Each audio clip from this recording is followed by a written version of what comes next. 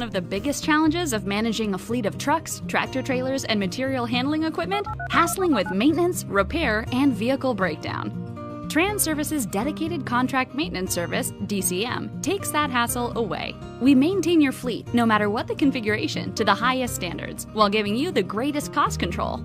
We offer preventative maintenance executed to maximum utilization, equipment life, and necessary repairs, all tracked by a state-of-the-art paperless computerized system. Assistance with equipment engineering, configuration, including new engine technology, and onboard computers for your fleet, as well as dedicated fleet contract maintenance.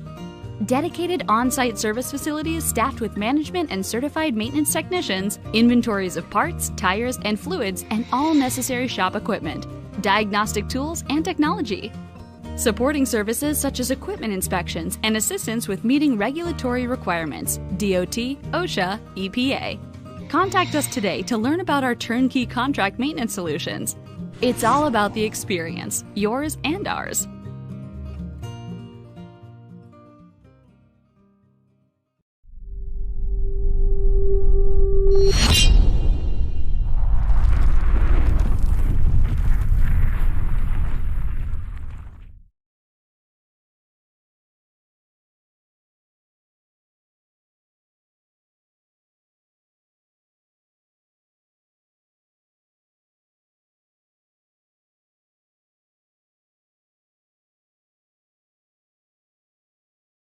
Welcome to Benane TV's coverage of the SIM500 Esports Racing League, brought to you by Transervice, Transportation and Logistics Solutions. Tonight is race 31 on the season, and the SIM500 stars are calling Talladega home for the evening. Considering this track and next week's race at the Roval, we're going to have a very interesting dynamic when it comes to who is going to move forward to the championship round of 8. My name is Kevin England, and tonight Tim Terry is off once again, so it will be showtime. Paul Strickland Jr. producing the show and helping me with the call. Good evening, Paul. Welcome. Good evening, Kevin. Talladega. Great to be here tonight. Getting down to the nitty-gritty here in the Transervice Cup Series. Only a handful of races left to go. Like you made mention, we're in the round of 8, race number 2 of the round of 8. Getting down to see who's going to be the final 4 drivers here racing for that championship at Atlanta here in just a couple of weeks' time. But before we get there, we've got to get through Talladega, and we've seen a lot of super speedway action over the past couple of days in the real world and the sim world, and we're going to have a little bit more of it. There you can see everybody lined up there 2 by 2 on the front row or on the front stretch of this big 2.66 mile super speedway, and no surprise, Daniel Falkingham, Josh Parker, the front 2 drivers. Trey Edston made it 2 in a row last week, 3 on the season, leading over 80 laps at Vegas. And Josh Williams was our last winner here at Talladega. And the interesting thing is that doesn't matter, Paul, because in this race, it could be anybody's game. This is the great equalizer, Talladega. 100%. These drivers need to be racing with their heads on a swivel. They have to. You can control what everybody else does, or you can control what you do on the track, but you can't control what everybody else is doing on track. You can see Brian Mcmahon rocking the breast cancer awareness colors there, pink number 30 car, and he's still got that yellow banner on the windshield, so still going for that championship. You see Kevin King right in front of him with the 29 car. He's got that yellow banner. David Comstock right in there. Fuller with the 51 car. So it'll be easy here for everybody at home to follow along who's in this championship hunt and who's going to be leaving Talladega here with a little bit of an advantage. And, oh, by the way, Kevin, these drivers racing for an extra little payday. $100 to win here tonight at Talladega. Yep, $100 cha-ching to see if they can get themselves the victory. And you got to know that anybody, doesn't matter if you're a point chase contender or not, they want to pocket that money. When we look at that championship, well, it's a tight race right there at the cutoff. Coleman is in, Ryan is in, Gonzalez 1 marker bad, Fuller 8 markers out by virtue of a bad run last week, Williams 14 out, Comstock 15 out. But you know what? This race could change things quite a bit, and we're going to have to watch how the points play out once they get done here at Talladega. Absolutely. Big shake-up here because it's really unpredictable. 88 laps on the docket here tonight. Long race. A lot of things could go wrong, and these drivers are going to do everything in their power to make sure that they do everything right, make sure the pit crew's on point, and make sure all the crew chiefs and drivers and everybody are on the same page. And you can see coming out of turn 4, stacked crowd on hand, getting ready to do battle here at Talladega. It's been 5 races since Daniel Falkingham won Darlington on August 30th, an amazing day. And he starts from the pole here. He wants to get that back into victory lane, and, well, he sees the pace car turn left to the grass, and he is the one that's going to kick it off here as he rolls through the front stretch, looking for the starter to drop the green. Green flag is out, and the field is underway to turn 1. We are racing at Talladega. Now that we're under the green flag, you'll be able to see and follow along up on the top of your screen with the timing and scoring and find out where your favorite driver is running. If your favorite driver is Daniel Falkingham, you're already jumping out of your seats because he's got the restart, or he's got the great start there. He's already single file. He's got Byron Daly in the 33 car right in behind him on the back straightaway, and all these drivers trying to get up to full song quickly to make themselves move up towards the front. 88 laps, the distance 234 miles as we see the field immediately look to see if they can get down to that yellow line. Single file right through about, I'd say, the 6th or 7th position. You get to the 23 of Josh Parker to the outside of Josh Williams, trying to make that outside line work. It's got Bobby Wetzel to his back bumper as they push across it's going to be Falkingham leading lap number 1. 87 laps to go here, and you can see everybody pretty much trying to get single file early on here, Kevin. Everybody knowing this is a really long race here as far as super speedway races go, so they don't want to tear up their equipment or anything like that early on in this race. So I think you're going to see a little bit of an easier going race early on here. Kevin Brown jumping up top, trying to make something happen up there on the high side. But as we get further on into this race, especially the second half and the latter portions of this race, I think we're going to be seeing a lot of evasive maneuvers. Great shot there from the speed cam, watching these drivers go by at almost 200 miles an hour. It's going to be interesting to see how this plays out. Lots of pit stops going on through here, and we usually see some clean green flag racing here with the Transervice Cup Series on Monday nights and the bigger tracks here. So really excited to see how this race is going to unfold. Right now, everybody's just trying to figure out what line to choose, and there are 2 to 3 lines as wide as this racetrack is. Sometimes they even go 4 wide. Still have Josh Parker, that driver, working the outside. He's outside of Kevin Brown. Brown going to jump down into the freight train on the bottom. These drivers have to be really careful back here when they enter turn 3 that they don't get so much of a run that when they check up, somebody gets into the back of them. It is all the way back to about that 16th position there, single file, everybody hugging that yellow line. Cannot go below the yellow line to advance your position. And you can almost always tell here, Kevin, when these drivers are listening to the broadcast inside the cars or inside the cockpit, as it were, because I come out and say we're going to have a nice, easy race here in the first couple of laps. Here we are mid-pack, everybody 3 wide, putting on one heck of a show. You see Bobby Wetzel trying to make that extreme high side work there in the Raging Cajun number 9, but he tucks back in the middle groove there, in behind the 18 car of Tarasca.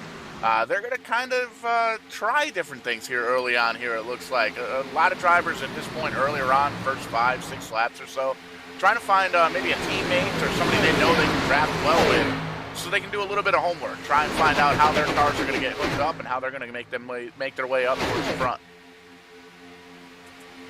Panasonic colors on the number 21 of Mike Montesi.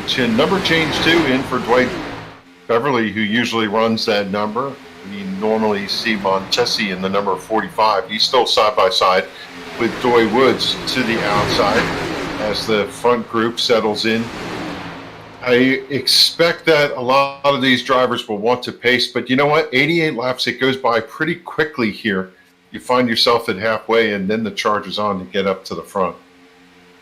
You can see Kevin Brown doing big things there on the high side, trying to get up towards the front. He was one of the final 4 drivers in the Mcmahon race, SIM500 collaboration league, where we crowned Richard Beasley as the champion of that Super Speedway series. But Kevin Brown definitely very strong in that series, very strong at super speedways, and you can see he's got some help in behind him now. The 81 car pushing up to his back bumper, David Comstock, and another personal comfort ride, the number 18, moving his way up towards the front.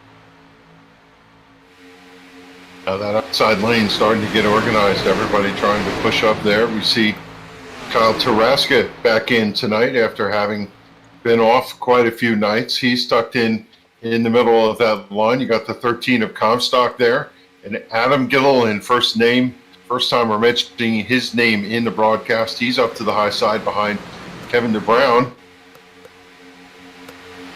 I think that top line's doing pretty well here. If they could get more cars amassed, they might be able to move their way forward. And that's always the high-speed chess mats here at Talladega and Daytona. You get that high line moving, you get up, or you make a little bit of progress, you get up towards the front, and then everybody wants to jump back down on the bottom side to kind of save their position. So a lot of times very frustrating for some of the faster drivers that are up on that high side, trying to make the magic happen and just not able to get anybody to go up there and work with them, especially earlier on in the race here, working lap number 7. It's been Daniel Falkingham out front the whole way. He's got Byron Daly, looks to be content to stay right on the bumper cover. Do not see a lot of pushing and shoving with these guys. They're leaving their space. I'd expect later in the event, when you see some of these runs, these drivers are going to be bump drafting, but right now, everybody being very respectful. Ooh, tense moment there for Justin Fuller. Ran up on the back of Tommy Ryan, got right to the bumper, almost gave him a shove in the corner. One of the dynamics of this racetrack, Paul, is if you're going to push, make sure it's on the straightaway. Absolutely. You'll see some of these drivers get really, really close in the corner, but they try and lay off the bumper just a little bit. You can see just how steep the banking is here at Talladega, and you really want to make sure that if you're going to bump draft with somebody, if you're going to get up there and try and physically push them, as we can see Byron Daly there, great example of pushing here at Talladega. But right there on the backstretch, making sure he's trying to hit him square. You see the 39 got a little bit squirrely there. And then here in the turn, gets to turn 3, backs up just a little bit, gets up, moves up a little bit to get some air onto the nose to make sure that he doesn't overheat, and moves themselves out of turn number 4, and they start pushing once again. You always want to make sure you hit that driver square right in front of you. Yeah, going down the backstretch, Brian Macklin was leading that outside train, decided to abandon ship, jump down into that 5th place position. I always wonder if the car that was pushing him, the 51 of Fuller, thinks that he's a traitor or just, okay, that's okay with him. Now Fuller to the outside. They'll pull over to the car to the left of them, get right to the quarter panel, dump the air on the spoiler, and then push off and drive. And they keep projecting themselves forward. I'll tell you what, this outside lane's doing a mastery as the 51 has gotten up to the 3rd position. And you can see Kevin Brown with him, David Comstock, Doy Woods making his way up towards the front 5-car. Trey Edson, he's down on the bottom side, but slowly starting to bring himself up. And you can see that 81 car getting right onto the back bumper of Kevin Brown. He's going to try and give him a little bit of a shot here in the front straightaway as they cross the stripe, shoot on down to turn number 1. And you can see, he jumps down to that bottom side, and that's frustrating. That's one of the things we talked about earlier on here, Kevin. Once you get that high line moving, if it starts to stall out even just the slightest bit, drivers are going to want to jump down onto the bottom side of the racetrack and essentially hold on to their position. Yeah, a bit of interesting dynamic in the way that this field has shaped.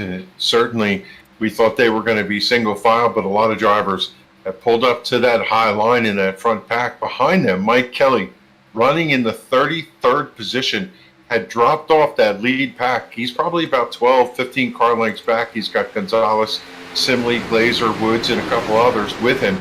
Now, as they come through, they're starting to draw in on that big pack, but they had split themselves off quite a bit there for a while.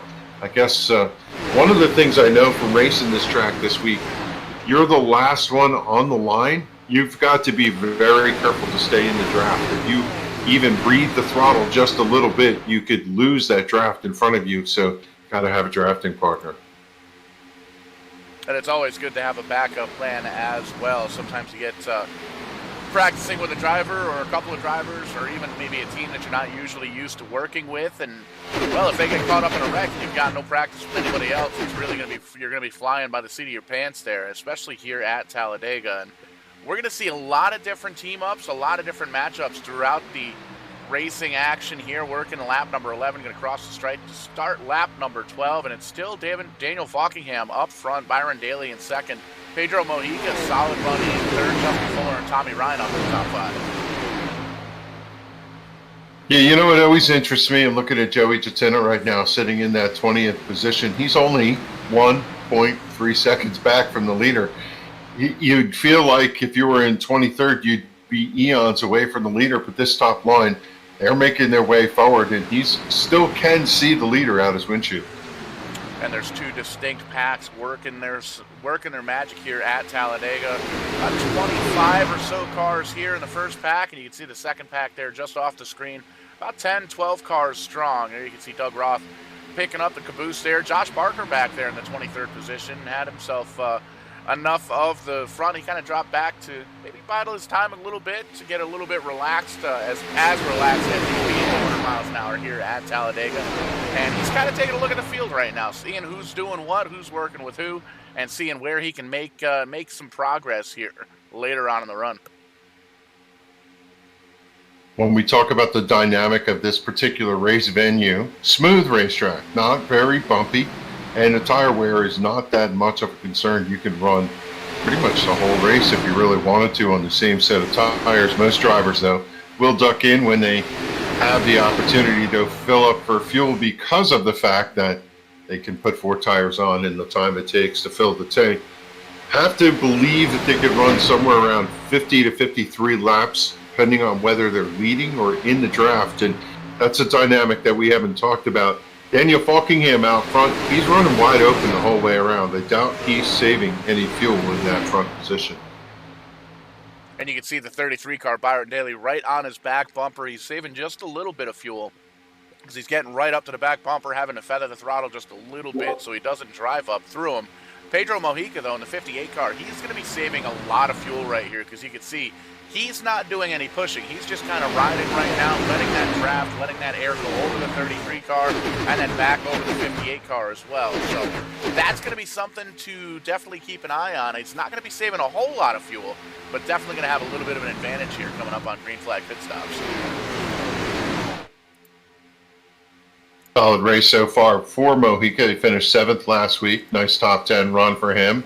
Looking to see if he can score another victory on the season as he sits there in that 3rd position. And Byron Daly, he was one of those drivers that was in the mix for the championship and unfortunately didn't make the cut to the round of 12. So for those drivers, for O'Rourke, Brown, Kelly, Daly, those guys, they want to win. They want to win the rest of the season. That's all they're really looking for.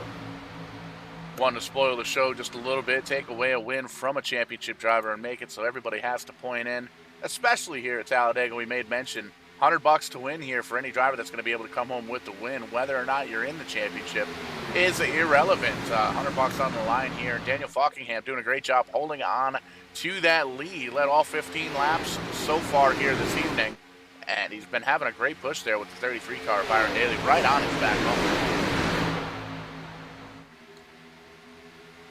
Looks like that top lane has lost a little bit of steam. They were up to about the 5th, 6th position. Now they're back even with the 95 in 9th position, dropped back to Trey Edson running 11th. The question is, will they abandon ship just like the 81 did of Gilliland? He dropped in line in front of Trey Edson. It looks like Trey possibly breathed the throttle a little bit to let the 81 get in.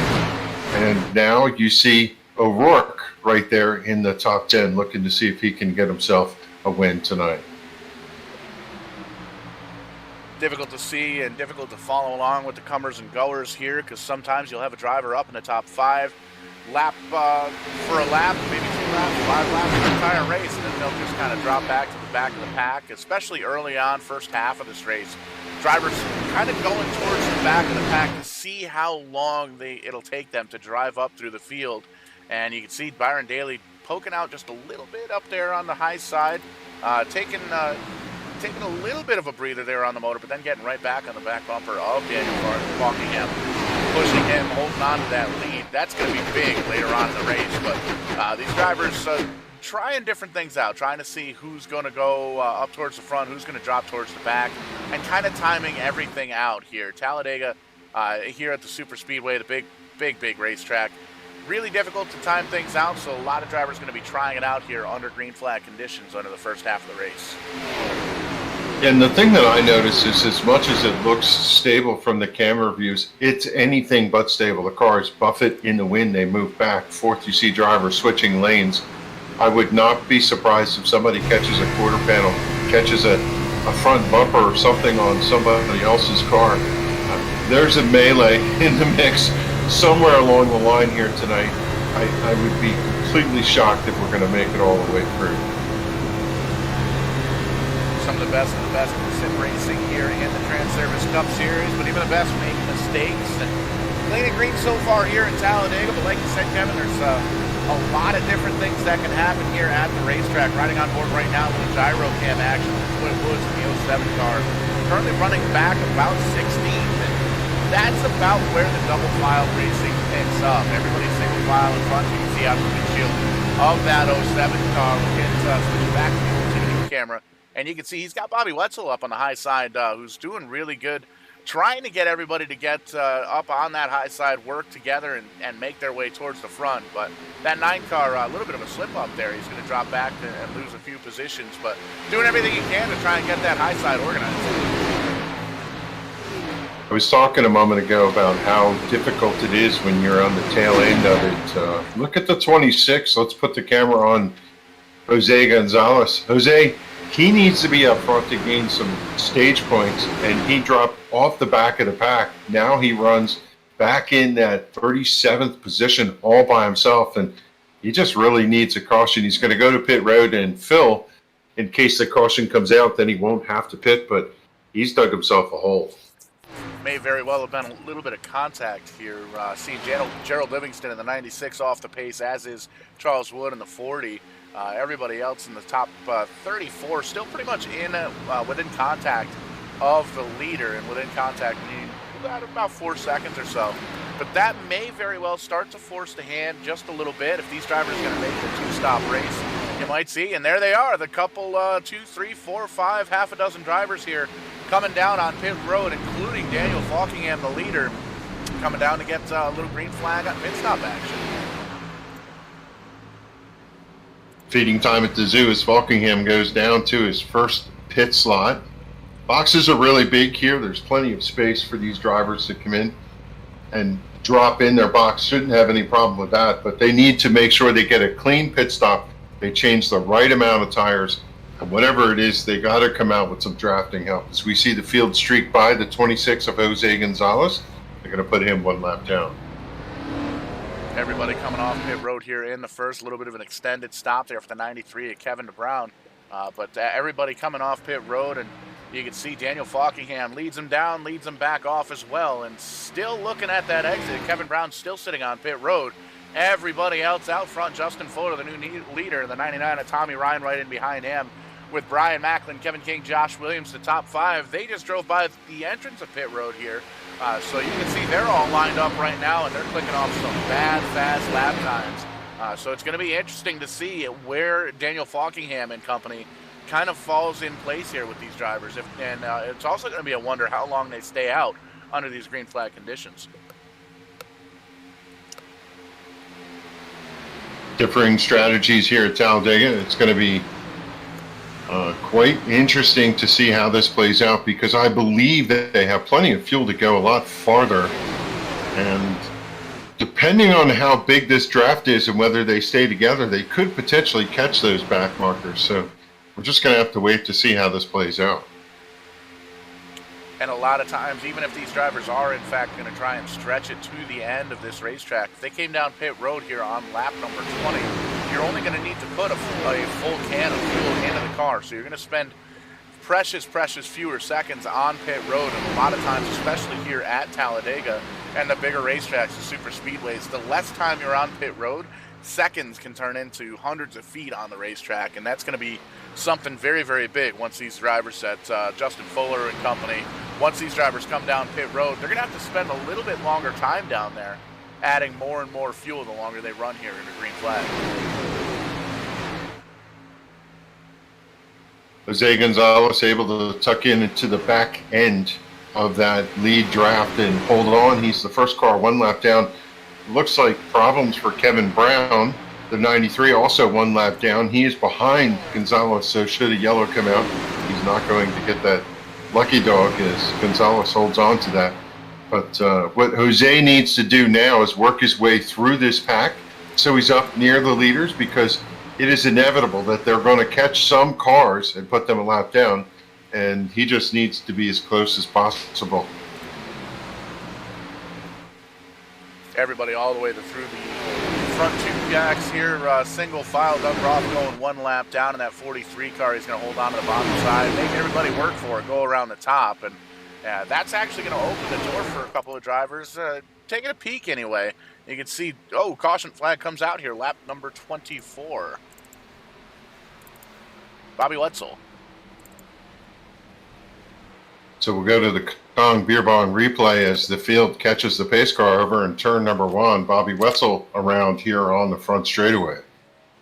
Now this is going to be interesting here, Kevin, because we do have 35 drivers that are on the lead lap, and some of those lead lap drivers already did come down pit road here 4 or 5 laps ago, and they were fast race cars, so it's going to be interesting to see what those guys do. Everybody that has not come down pit road will more than likely come down this time. But take a peek here, 4th car in line, Bobby Wetzel. You can see there's smoke. It's actually Doy Woods causing the initial contact. We'll take a peek here. A little bit of bumper car action for the 9 car of Bobby Wetzel, but we'll see if we can take a peek here with the 07 car. It may very well have been issues coming down pit road. Looks like, no, not wrong there. Taraska in the back of the 07 car, it looks like, just gets a bad bump coming off the turn and shoots that 07 car up in and to the outside wall. He smacks it a couple times and comes down in the racing groove. So that's definitely an unfortunate event for the 07 car. We'll see if he's able to get that damage fixed. And we're going to see if we can switch back over here as these drivers come around the racetrack, get everything slowed up in behind that pace car to see where these drivers are going to come down pit road, or if they're going to come down pit road. Yeah, it sure looks like they're going to go in for service and top off for fuel. That's going to be good news for the 43 of Doug Roth. He was one lap down. So that dynamic we had just talked about, Roth got passed by the leaders, was one lap down when the caution came out. The 26 of Jose Gonzalez, he's now the second car. With all these lead lap cars driving into pit road to get fuel and service, the 26 is going to be able to get a wave around. Now, he's going to need another caution quickly so that he'll have the opportunity to get back to the lead lap. And, well, the second group that we saw with a couple of those other drivers, they stayed out, but they're going to be behind those lead lap cars. So, yeah, this is going to be quite an interesting dynamic to see how everybody resets. Most definitely. You can see the race off of pit road now, won by Kevin King, but he's not going to be the leader as we come to the green. Everybody that came down pit road here under green flag conditions, they stayed on the lead lap. They stayed out this caution. They are going to be the ones up front. Daniel Falkingham, Pedro Mojica, Byron Daly, David Comstock, and Josh Parker, the top five. Chad Coleman, Richard Beasley moving themselves up. And there you can see in at the 8th position, Kevin King wins the race off pit road. He's going to restart 8th. Justin Fuller and Tommy Ryan going to round out the top 10. So the field resets over here on the back straightaway, and we'll be able to see when they come around for one more lap, the timing and scoring gets updated where everybody's slotted in. You see Falkingham and Mojica. Have to wonder if those three, Falkingham, Mojica, Daly, are, they're kind of ghosting each other, following the same strategy. You tend to make odd bedfellows here, Paul, when you're on this racetrack. You got to have friends. Yeah, you got to have friends, or you got to get the second best thing. And a lot of times these drivers, they all have an open voice channel where everybody's in and able to communicate back and forth. A lot of times it's used for race officials to communicate to the drivers, but the drivers also utilize it for themselves as well. But they've also got private team channels as well, so that's going to be one of the things. Sometimes you're going to communicate with the guys you always work with, and other times you kind of switch the radios up just a little bit, and a lot of times under caution you'll see these drivers kind of change voice channels and work with drivers they're not used to working with, and that's where you can see sometimes every once in a while you'll see a little bit of a mishap or a little bit of a mistake, but keeping the mistakes to a minimum here in the Transervice Cup Series. A lot of these guys have been around for a very, very long time, know exactly what they're doing. Race officials talking to the drivers right now, just trying to give them some coaching for the next stint. We're 26 laps in of 88, and as you see from timing and scoring, Falkingham, Mojica, Daly, Comstock, Parker are your top 5. Coleman, Beasley, Kevin King, Justin Fuller, and Tommy Ryan make up that top 10. And, well, you look back to where did some of those drivers that were running up front, well, Doug Roth got his lap back, and looking just where they slotted in. Well, because Jose Gonzalez, he got his lap back, just double-checking some of the stories we've been talking about. Kevin Brown back on the lead lap as well in that 93 car. He came down, had that extended pit stop there under green flag and lost a lap. And we saw he just drove around the pace car here when the lights went off. So the 93 is going to be on the tail end of the lead lap. That's going to be interesting to see if he got that damage fixed on that car and if he's going to be competitive in the 93. To keep an eye on some of the drivers involved. Bobby Wetzel, the back of the car is severely wrinkled, the spoiler up in the air and such, but he does have a TV panel on the back, meaning the back bumper cover. So, a lot of times what we saw this week in some of the prelim races, damage to the back of the car didn't hurt you that much if you could stay in the draft. Damage to the front of the car meant you were going to be riding around thinking about what you were going to buy from the grocery store tomorrow. So we'll see what the tail of the tape is for the number 9 of Bobby Wetzel. He's unfortunately out in the back of the pack, so he has to be a little aggressive to see if he can get up in the mix in the draft to stay with it. And we like watching the clean racing action here on Verdane TV. Lots of news media stories about different opinions at Talladega and Daytona and having wrecked race cars and watching the big wrecks. We don't like watching that. We like good, clean racing here, and this is where the SIM500 drivers deliver. Good, clean, entertaining racing. And there goes Pace Car. He's going to jump down to the safety at pit road. Leave these drivers to do battle. We got Daniel Falking and Pedro Mojica up in the front, right in behind them. Byron Daly and David Comstock. Josh Parker is there. And don't look now, Chad Coleman there as well. Green flag in the air, racing again here at Talladega, lap number 28. Field screams off to turn 1, and I suspect they'll do the same as they did earlier, try to get down to that bottom line, the preferred group. 95 jumps out of line. He goes way up high. Around the outside of the 51, he's got a push from Trey Edson out of turn number 2 to the Alabama super stretch. The 29 of King, very slow, pulls down in line, and yep, he's going to get turned. I'm sure he's not happy about that, but I don't know. Kind of looked like that was just one of those deals where he just forced it a little too much there. Yeah, we can see on the broadcast, it's still clean and green here at this point. Single car incident. We saw the 29 car, the red and white car of Kevin King, blinking out, and Kevin notorious for having some connection issues here in the sim racing world here on Monday nights. Not notorious. That's maybe in a little extension, but we've seen that happen with the 29 car in the past. And sometimes when you're having connection issues like that here at Talladega, you think you've got an opening down on the bottom side, and you try and jump down into it. And unfortunately, with the internet connection being as it is, where you thought that car was may not have been there at all. And unfortunately, that's what it looks like happened to the 29 car. But still green flag, and you see just about everybody down on that bottom side, down in the yellow line for the time being. A couple of drivers kind of poking up on the high side, feeling things out. Things settled down going back and looking at that. The 29 and the 95 dove for the hole in front of Justin Fuller. The 95 had to go below the yellow line. When he came back up, I don't know if he misjudged it or what, but just simply got into that back bumper and turned the 29 around. The good news for King is if you're going to have that happen on the racetrack, that's the place to have it happen. But yeah, he's got a big hole to dig out of. Yeah, we saw that happen here, or we caught the tail end of it. We saw that no damage there for the 29 car, other than the spirits and the psyche.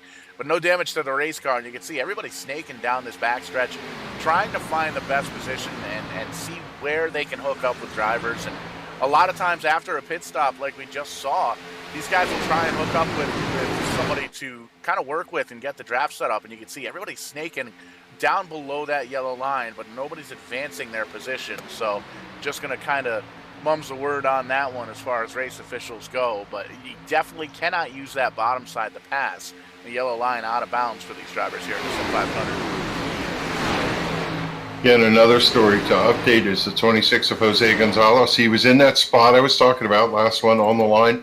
Everybody checked up. He had to get hard on the binders to keep out of the 93, and there was a gap about 7, 8, 10 car lengths, and he was unable to get the car back up to speed and finds himself in the same position he was before. He's coming out of turn 2. The field's going through turn 3 and 4.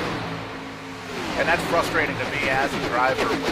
You know you've got a good car, you've got a clean car like the 26 Goya Can is, and just unfortunate events where you're in a good spot. If there's another wreck that happens and maybe a caution flag comes out, you can kind of ease off the throttle a little bit, take care of the car and all that good stuff. But if we end up staying green for the remainder of the race here, 55 laps to go on the board, it's real tough to get caught back up, especially with pit stops and everything else that goes on. So uphill battle for the 26 for sure. Yeah, looking at a couple of these cars, I'm not sure if they went in for service. The 63 of Scott Stenzel, currently in the 27th. He got involved in that incident earlier, and the left rear is all caved in. I would have suspected that they would have been able to straighten that car up, but right now the back of that car pretty severely damaged, and it's just that little bit of a wrinkle to that spoiler on that left side that's going to hold him back some. And you can see kind of working back here with this second pack. They're still in contact with the main pack there. They could definitely pull up if they wanted to, but a lot of times here, especially early on in Talladega, Daytona, you'll get a bunch of drivers that'll drop back towards the back of the pack, and you can see big-time conveyor belt action as that second pack closes up on the first one. A great big line of cars. Looks like there's 34 cars, if I'm not mistaken here. Nope, check that. 31 cars in a line here. Last one being the 37 of Elliott Henderson.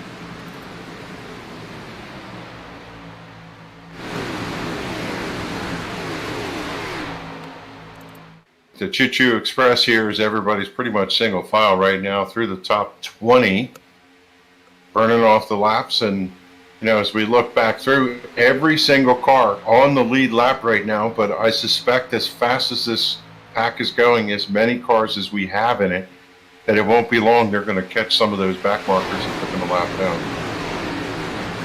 And one of the things we got to keep in mind, we saw these drivers, the top 7 drivers actually right now, all in line. All these drivers are the ones that came down under your green flag conditions there on lap 20. They're about 14 laps into this run. The first car that came down under caution is going to be Tommy Ryan in the 8th position, and everybody in behind him. And looking at the stopwatches here, here's everybody that came down under green flag conditions. They all took 2 tires here because they're about 11 seconds or so on the pit stops. Everybody else in the 14-second bracket. So that's going to be one thing to keep in mind here. The shorter amount of laps you run, the quicker it's going to be to fill up that race car. And it's going to be interesting to see here what these drivers do as far as pitch strategy for the rest of the race. My thought is you could run about 40 laps here and go change tires and you'll see no left side tire wear. So a lot of these drivers, they may never change left side tires for this full 88 laps. We have one group trying to be a little more assertive out there to the outside. Kyle Taraska in the 18 tucked on the back bumper of Brian Boris Cook. They're back there for about the 20th position. I'll tell you what, that 18 looks awful nervous in the wind. Another group jumping out there a little further ahead. This is actually a pretty organized effort. Campbell, Jatina, O'Rourke, Macklin, Gilliland, Fuller.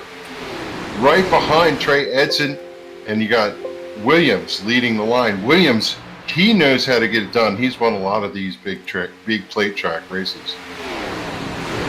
Yeah, you can check out SIM500.com and get all the stats of all these drivers throughout the past many years. Lots of different racing styles, cars, all sorts of different things. And lots of winners, lots of big names throughout the SIM500 history, especially here in the Transervice Cup Series here on Monday night. Switching on over to LSR TV here for next season, starting in the 2022 season.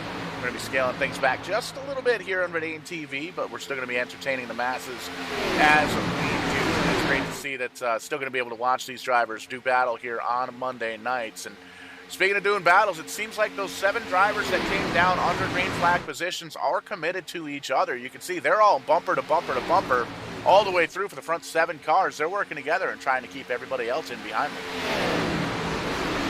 Great to see Richard Beasley having a good run tucked in there in that 7th position. He's on the back bumper of Josh Parker, and he's giving the Tide Ride a good run here at Talladega Superspeedway.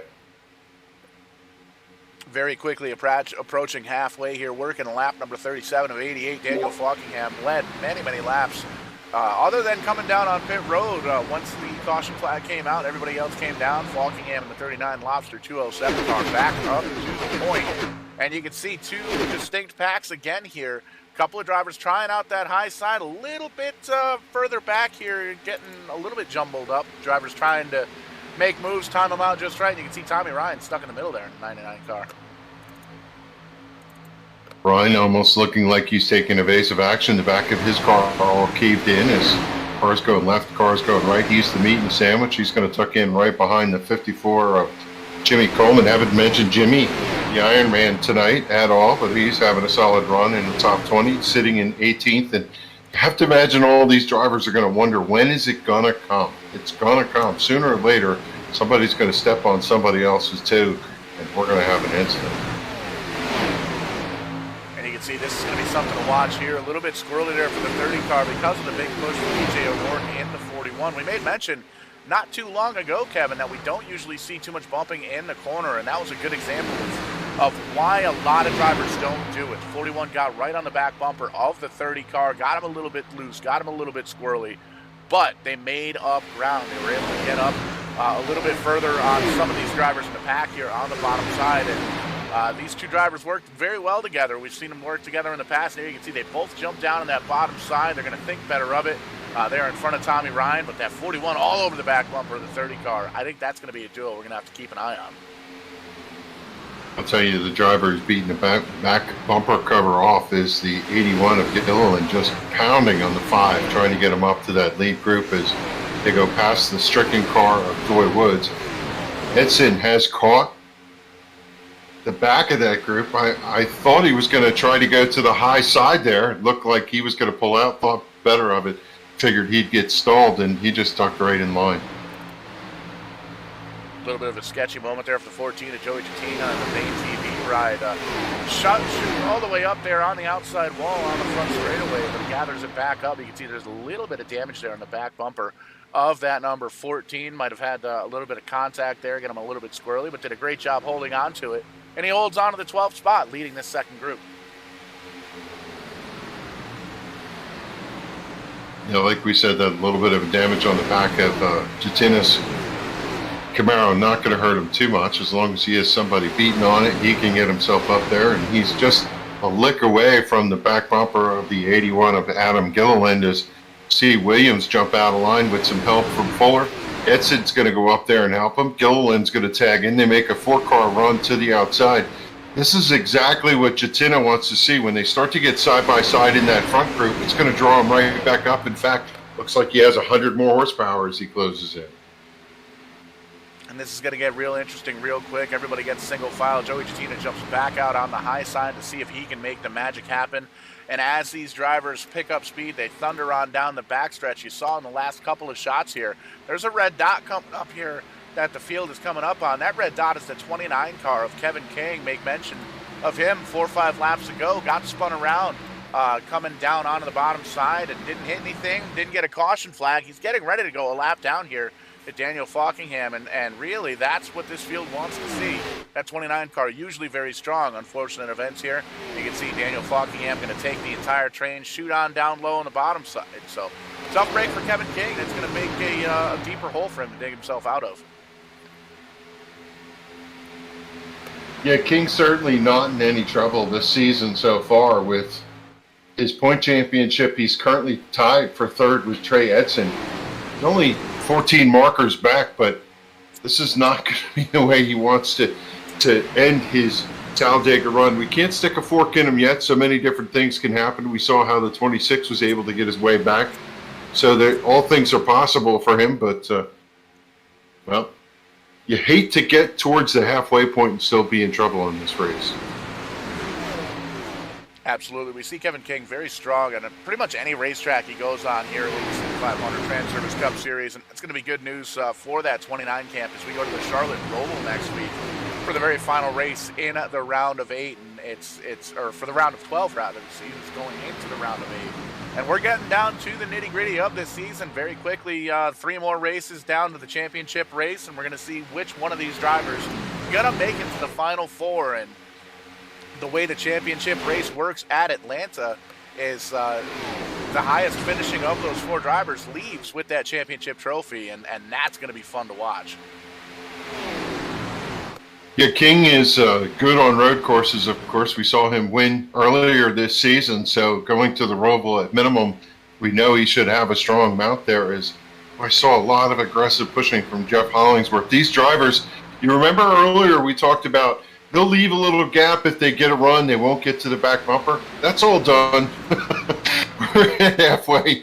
They're going to be beating the bumper of the car in front of them and trying to claw and scratch and scrape to any position they can get. It's fixing to get big right now. 100%. And these drivers, they've spent the first half of the race doing their homework, trying to find out what's going to work. And for the most part, they know what's going to work. And there's a couple of things that they're going to try that they may not have tried yet. There's a 51 sliding right in front of his teammate there, Adam Gilliland. And those personal comfort cars, once they get hooked up, I think they're going to be a contender. Any one of those drivers is going to be a contender here at Talladega for the win. You can see Byron Daly dropping back on the high side, but halfway here in the distance, just about the top of the hour. I want to thank everybody for tuning in on Facebook, on YouTube, Vidane TV's coverage of the Transervice Cup Series here, brought to you by SIM500. Transervice Cup Series jumping on board, or Transervice Logistics jumping on board as the long-running primary sponsor here, and continuing on into the 2022 season next week. Showtime, Paul Strickland Jr., along with Kevin England up here in the booth. He's the king of sim racing broadcasts. Kevin England up here in the booth calling a little Talladega action here.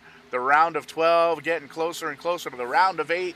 And then the championship race at Atlanta, as these drivers voted on earlier on this season, Kevin. Yeah, things had settled down here. Every once in a while we see drivers taking a peek, jumping out, and right now you can go back to about the 10th, 11th position. Everybody single file. One car, the 33, steps out of line. I want to take a moment and ask you, did you see the Snoop Dogg LA Kings little thing going on? You see our broadcaster friend Alex Faust in that? I did see the picture. I saw the picture. I didn't get the backstory of that. What was the deal with that?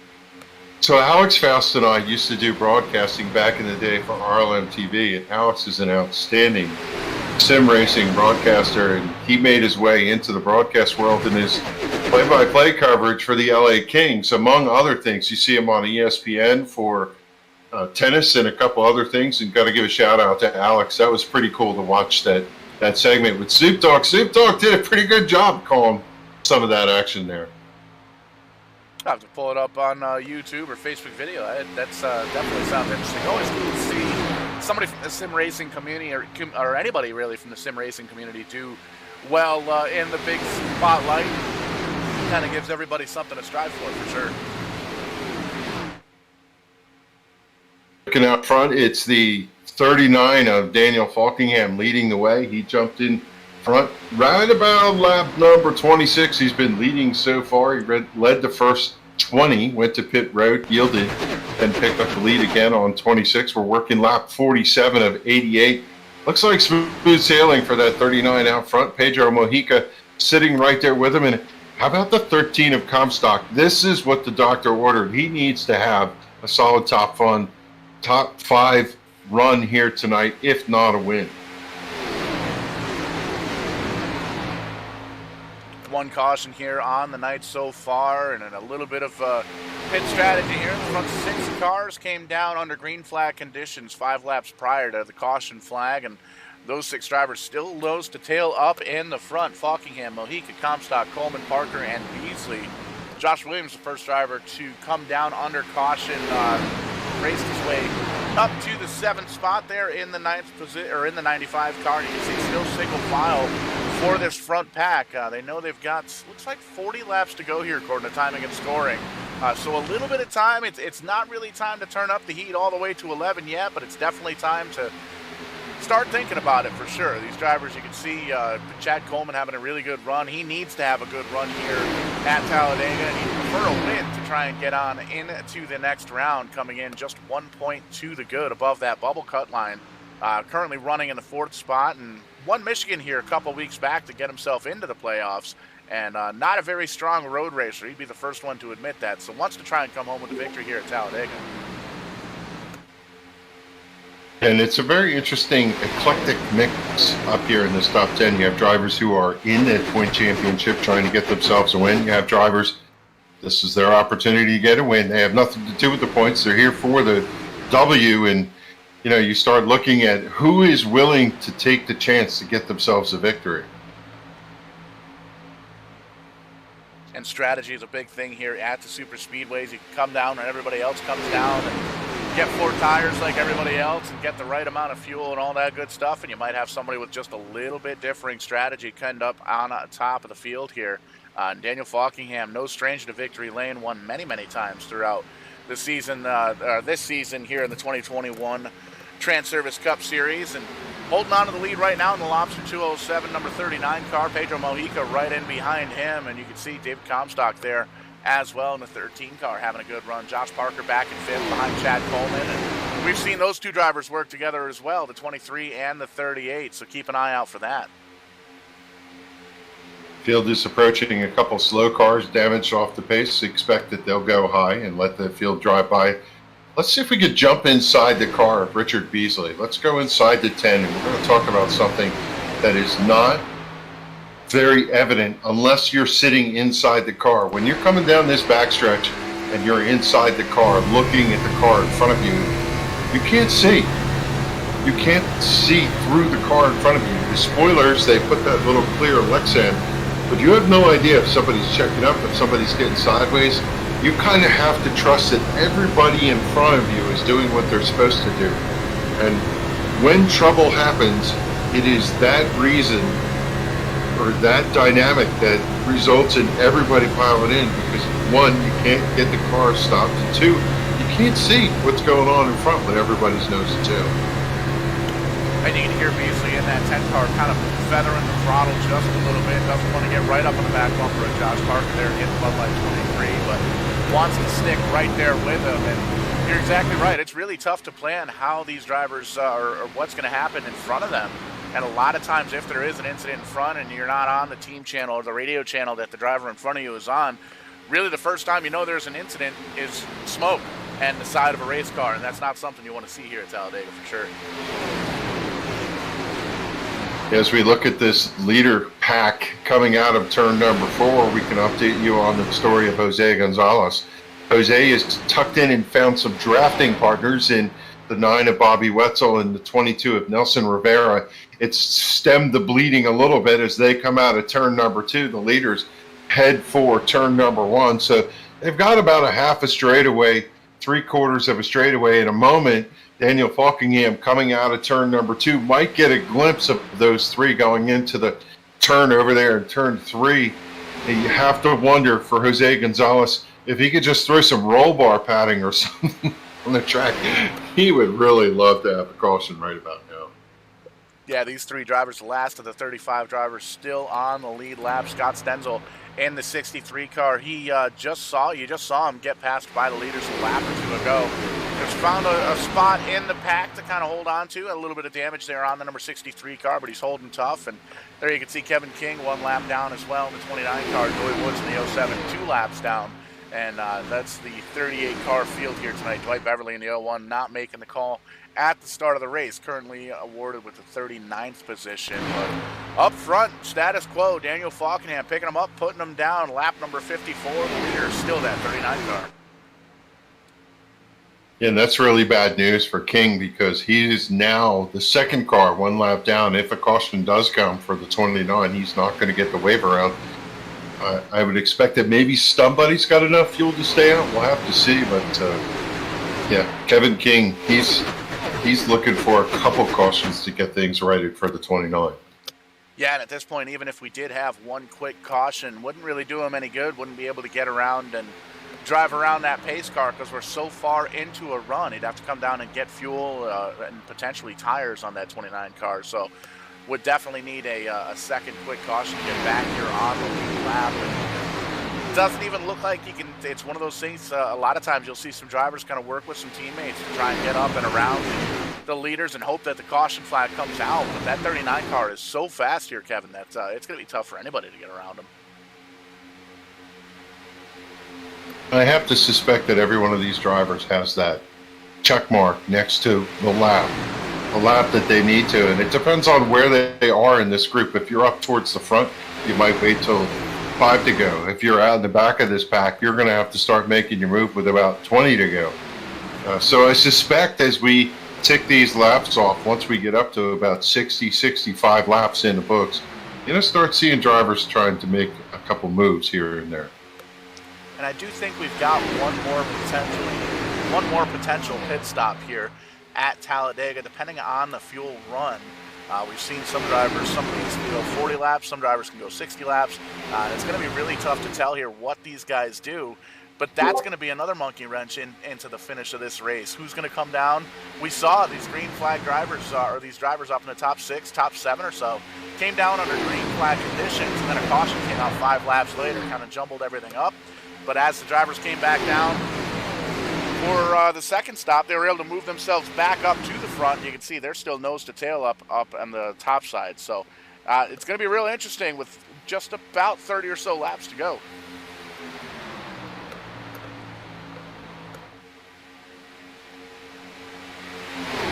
Yeah, the pit road length, 1,730 feet, and that seems an eternity when you drop off the racing service, go across that line, hit that 55-mile-an-hour speed limit, which they don't have speedometers, so they have to try and, maintain that pace, not go over.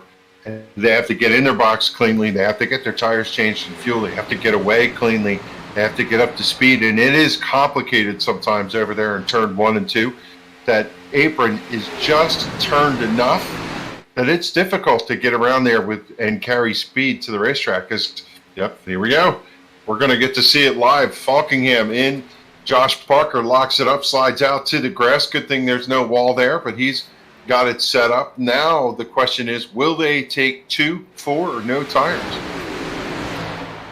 You can see Josh Williams inherits the lead in that 95 car, and most of the drivers that came down under green flag conditions last time down on pit road, Falkingham, Parker, Mojica, Tommy Ryan, Comstock, Cole, Boris Cook, Beasley, and Glacier all down on pit road getting service, and I think we're going to see the same thing we saw earlier. We might see some of these guys stay out and wait for a caution, but I think we're going to see a lot of drivers come back down and see their fans their hands kind of forced.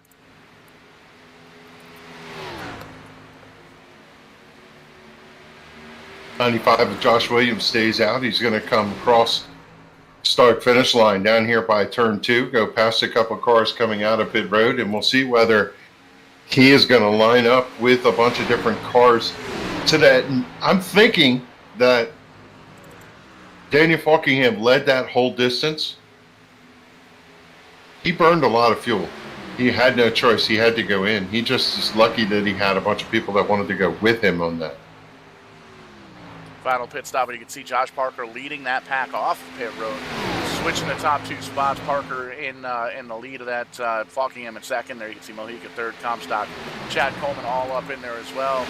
Josh Williams still out front, still the leader with a whole bunch of personal comfort cars. As a matter of fact, those are all teammates up in the top 7, with Trey Edson up in there as well in the 4th position in the 5 car. So and I think those guys have kind of made their bet. They're going to stay out as long as they can, maybe potentially wait for a caution flag to come out. But it's interesting to see. We'll see what happens. It's lap number 60 here of 88.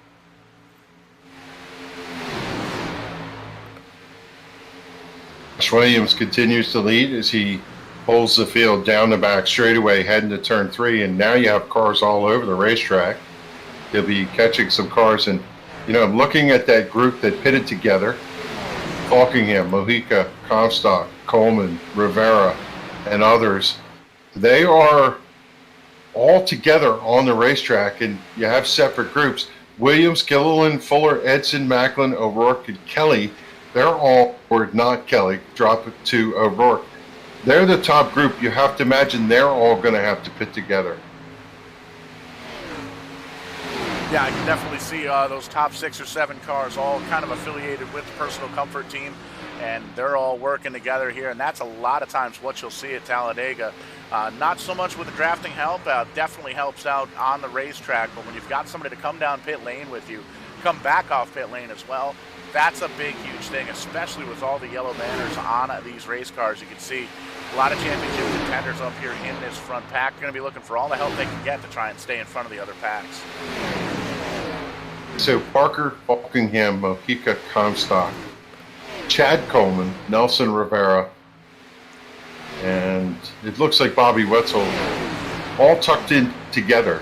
Then you have the group with Jeff Hollingsworth, Tyler Dalton, Glenn Campbell, Richard Beasley, and Tommy Ryan. Joey Jatina, Scott Senzel, they're all kind of there. And I'll tell you, they're just going to continue to pound on this 95 and see if they can put these other cars a lap down.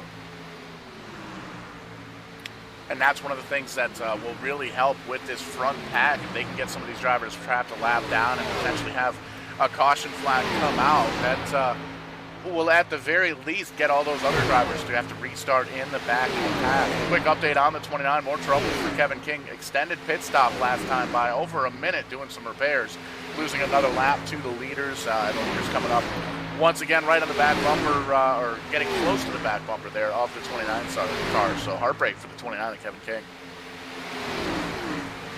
Yeah, and the one car that did not get good pit service is Jimmy Coleman in the 54. He was running in that top stack, but they've already bypassed him. He's one lap down. Now Williams is coming up on the back of 29, and the next one in jeopardy of going a lap down is Joey Jatina in the 14. Kind of hoping they can outrun it before the 95 has to go to pit road. But sooner or later, this front group is going to have to go in for service.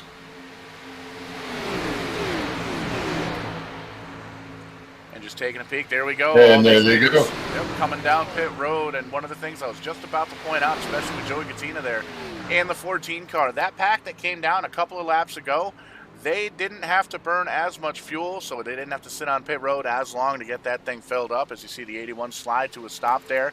Everybody in the personal comfort team coming down to get service, and you can see, a little bit of contact with the wall for the 51 car, I believe that was. Slid through his spot and or pit stop rather, smacked the inside wall with the left side of the car, and that's going to be trouble for the Justin Fuller camp. He's going to lose his drafting partners there as Williams is down and away. Fuel only for the number 95. Same with everybody behind him. Good stop for the 81 of Adam Gilliland. He's going to tuck in here now. Trey Edson has picked up the lead in the 5. And now the interesting part, as scoring and timing catches up, is where will everything shake out? Well, we're going to find out very, very quickly because Josh Parker and company are coming in a hurry just out of turn number 2. And it doesn't seem like the personal comfort drivers are all organized just yet, but this pack definitely is. And throwing the block with the personal comfort drivers, blocking the whole racetrack, and everybody gets around on the high side, it looks like. But that was a very sketchy situation that those guys were able to maneuver. Josh Parker slides up into 3rd, and I think those guys are going to close in on the leader now, Trey Edson in the 5. Yeah, Trey Edson going to pit right now. He's in his box for service. He's going to change tires, right side tires going on the 5. For the amount of time it takes for fuel, we might as well change tires, and Edson's going to yield the lead. In fact, he's going to go for 4. 22 laps to go here. Josh Parker out front, Daniel Fockingham second, and the 2 packs that pit at separate occasions all came down or all have merged together, and you can see about 8 or 9 cars right in line together here with 22 or so, 23 laps to go here at Talladega. And you have to wonder if Edson missed the call. Nobody told him whatever happened there. He's certainly not in jeopardy. He's already through the round, but pitting by himself, he's going to have to come out and hope he can catch some sort of drafting partners here as the 23 comes through the tri-oval and across the stripe to complete lap 66, 22 laps to go. And it really looks like, unless we catch a caution, this front group is going to be where the contest is going to be. Differing pit strategies throughout this top 10, but everybody's still up with the group. You can see the 22 of Rivera and the 9 of Wetzel there. In jeopardy of going a lap down, and that may happen relatively quickly here as these drivers up front led by Josh Parker very, very quick around the racetrack, and you see they're going to move up on the middle groove and try and get around these drivers, but the 9 of the 22 may very well put up just a little bit of a fight to try and stay in the tail end of the lead lap. To no avail, though. Josh Parker jumps up on the high side coming out of turn number 4 rather, and those guys are going to have enough momentum to put the 22 and the 9 a lap down. An interesting dynamic for the Lucky Dog spot should there be a caution. It's Scott Stenzel, Nelson Rivera, Bobby Wetzel all in that battle. They're right in with that group. 22 of Nelson Rivera on the bottom as the 95 goes around. Leaders slicing and dicing through traffic right now as Stenzel just trying to do what he can to stay in that Lucky Dog position, but yeah, you look at, there's probably 7 or 8 cars 1 lap down. I have to wonder if there's a caution if everybody would go to pit road again. It's going to be one of those 50-50 things. I think you'd see half the drivers come down, and then the guys towards the back would probably come down, but there's definitely going to be someone that's going to try and stay out for sure.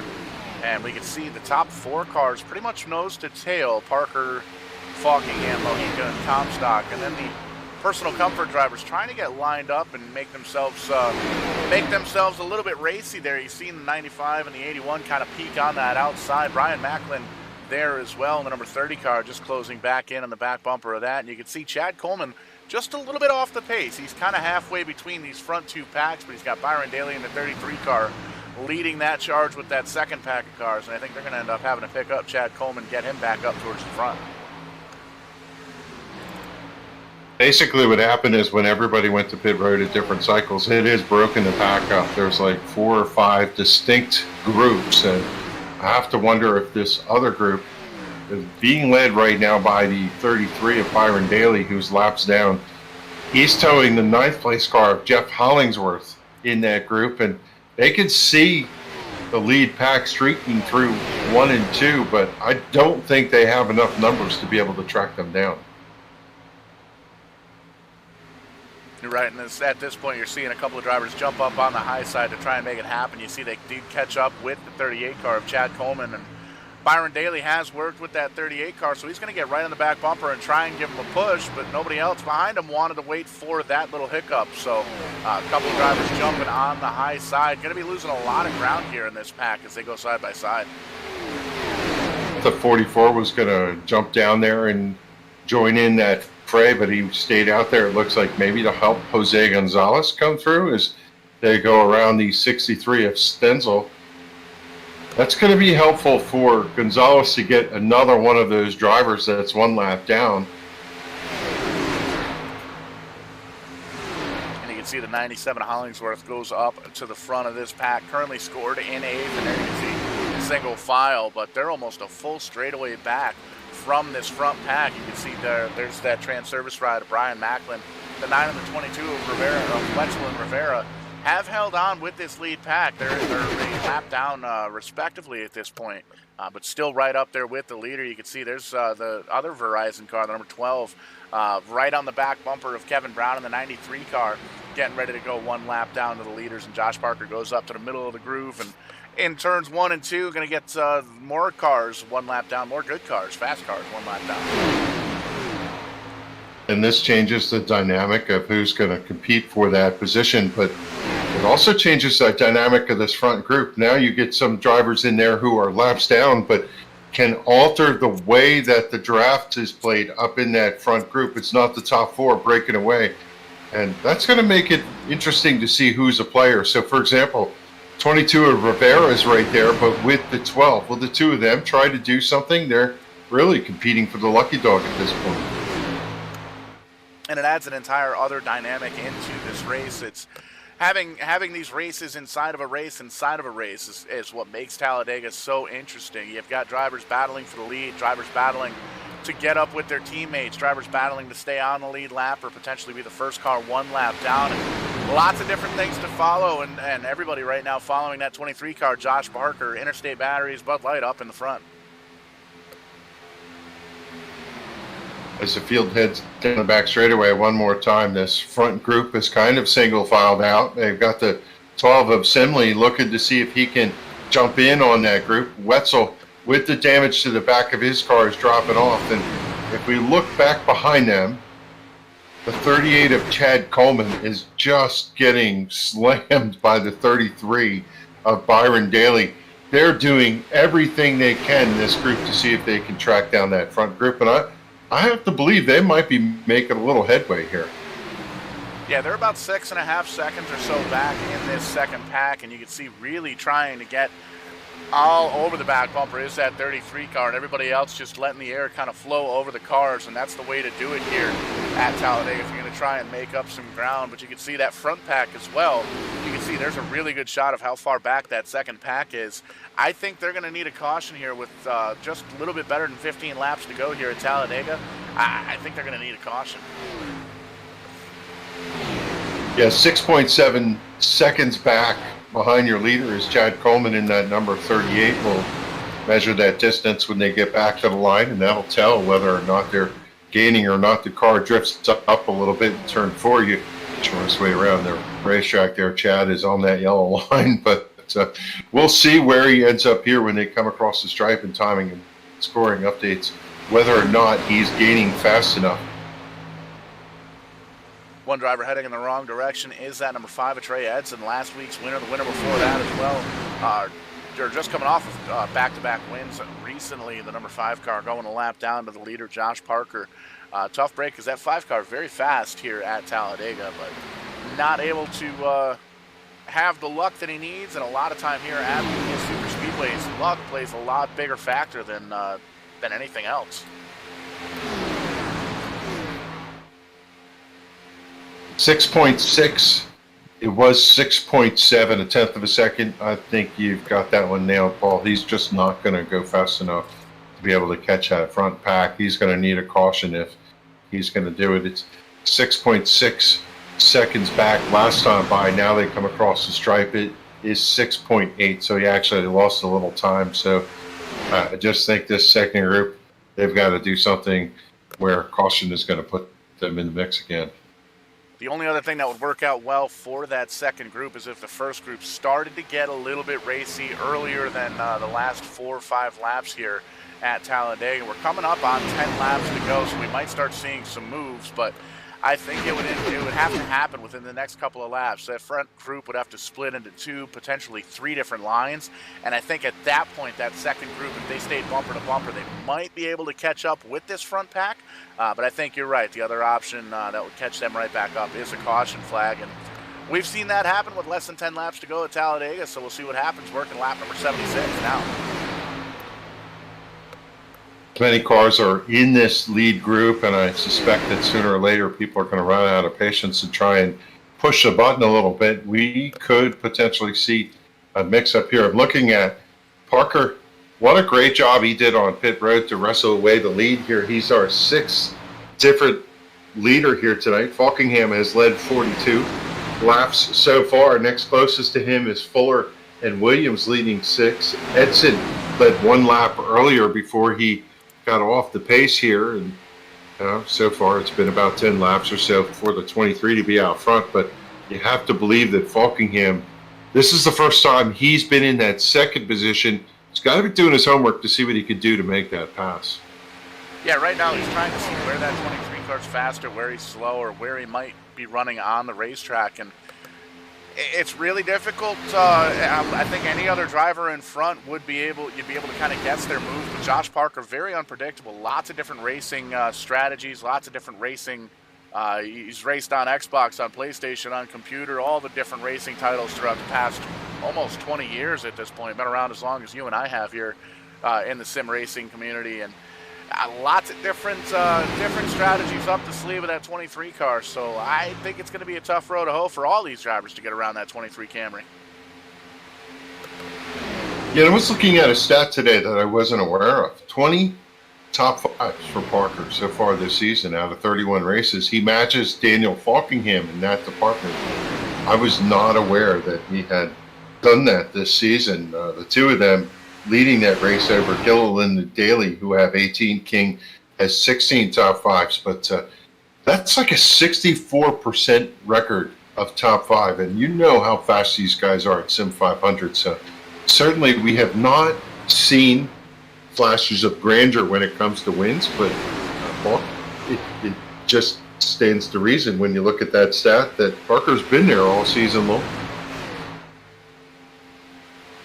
Been a player all season long, and especially in the last handful of races when it counts, getting down to championship time. We got to Charlotte Roval next week to cap off this round. 3 more races to find out which 4 drivers are going to be racing at Atlanta for a championship, and that is going to be very interesting. We just came off Texas Motor Speedway a few weeks ago.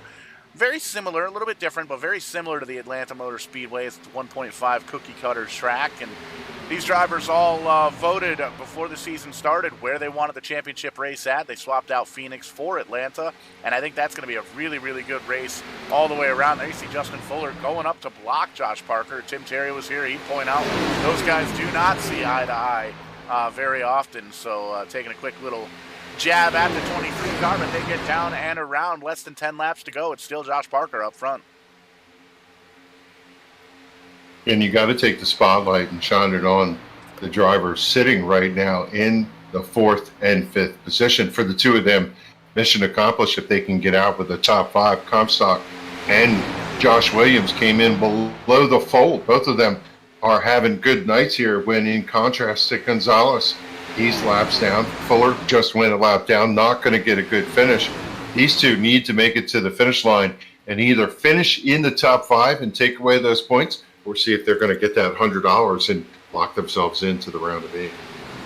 And oh, by the way, if you look in the rear view mirror of this pack, that 33 car still beating the back bumper of the 38. They've made up a little bit of ground now. Chad Coleman now 5.8, 5.7 seconds from the leader. They're making up a little bit of ground here, but with 8 laps to go, I don't know if there's going to be enough time unless this front pack starts to get side by side. And you can see starting to get a little bit antsy here in the front 10, 12 cars. You see guys kind of peeking out on that middle to high groove, seeing if they can maybe get the air to work with them and maybe get some other drivers to work with them as well. Things getting ready to pick up here with 7 laps to go at Talladega.